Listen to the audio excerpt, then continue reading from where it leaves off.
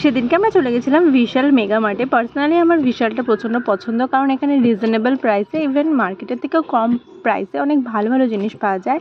আর পেখম দেখো গিয়ে ম্যানেজারের দায়িত্ব পালন করছে, মানে কোন দিকে মেয়েদের সেকশন, কোন দিকে ছেলেদের সেকশন, কোন দিকে গিফট সেকশন, ও সমস্ত কিছু জানে।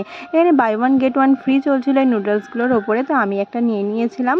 আর এখানে কিছু গ্রোসারি আইটেমও আমি নিয়ে নিয়েছিলাম, কিন্তু নিয়ে আমি আইটেমগুলো সব হাতে করে নিয়ে ওদেরকে খুঁজছিলাম, কারণ পেখমের কাছে ছিল একটা বাস্কেট, ও সেই বাস্কেটটা নিয়েছিল, কিন্তু নিয়ে যে নিজে নিজে কোথায় ঘুরছে তা একমাত্র ওই জানে। দেখো কতগুলো জামা কাপড় নিজে পছন্দ করে এখানে তুলে এনেছে। তারপর দেখলাম জামা কাপড়গুলো না মোটামুটি ভালো, কারণ ওর সাথে মিষ্টিও ছিল, মিষ্টি হয়তো ওকে পছন্দ করে দিয়েছে।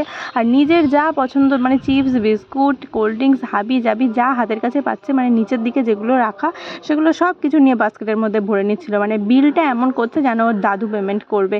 তো যাই হোক, তারপর ওখানে যে সমস্ত জিনিসগুলো দরকার আমি সেইগুলো নিলাম, বাদবাকিগুলো আমি রেখে দিয়েছিলাম। আর এখানে এই আইসক্রিম বানানোর এই ট্রেটা পেখম পছন্দ করেছিল, তো আমি দেখলাম যে না, জিনিসটা ভালোই ইউজফুল, এটা নেওয়া যাক। তো আজকে আমাদের শপিংয়ের মিনি ব্লগটা এই পর্যন্ত। এই ব্লগটা কেমন লাগলো তোমাদের অবশ্যই অবশ্যই জানাবে। তো দেখা হচ্ছে নেক্সট ব্লগে। চলো টাটা।